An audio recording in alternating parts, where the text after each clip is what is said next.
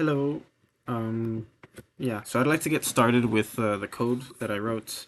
My code is built on the UltraLeap C Python bindings, and because of that, it's important that you, when trying to use the UltraLeap, follow the installation tutorials.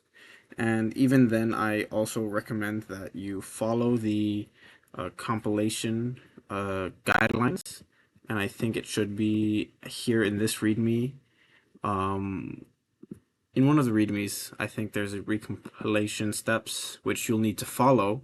In order to get the most recent updates, I made changes to the Python API to the data types.py. So it's important to recompile. Things might not work if you don't. Besides that, getting into the example code that I'm providing, just a high level of how it works, we have this tracking.py file, and this file just is what interfaces with the UltraLeap device, and all it does is that it dumps the contents or the data into a JSON file, which is then read by the server.py. And this server.py file kind of handles the WebSocket using Flask and socket.io. So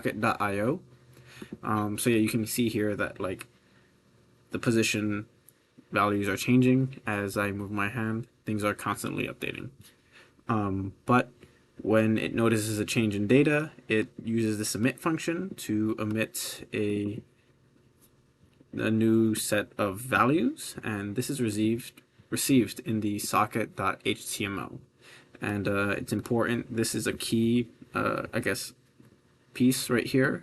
This gives you access to all of socket.io's functions that we'll use to retrieve the data over the WebSocket.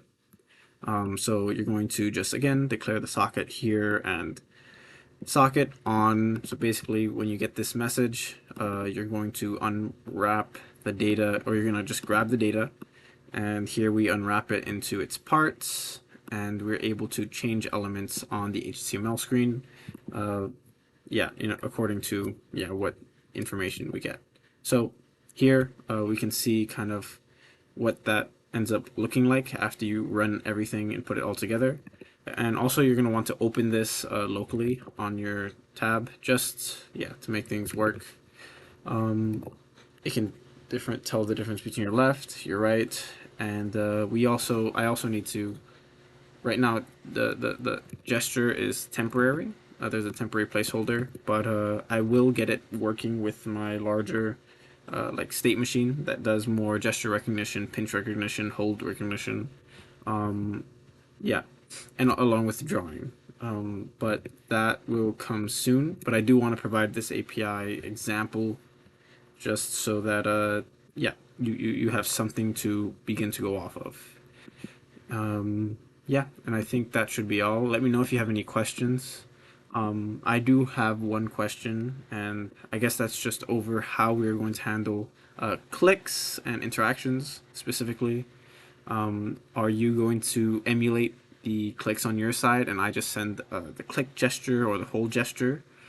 Because I, on my side, have already implemented in my tracking example the ability to click, grab, hold from the operating system side, I guess. So just emulating using some of Windows operating system tools to like scroll, to grab, things like that.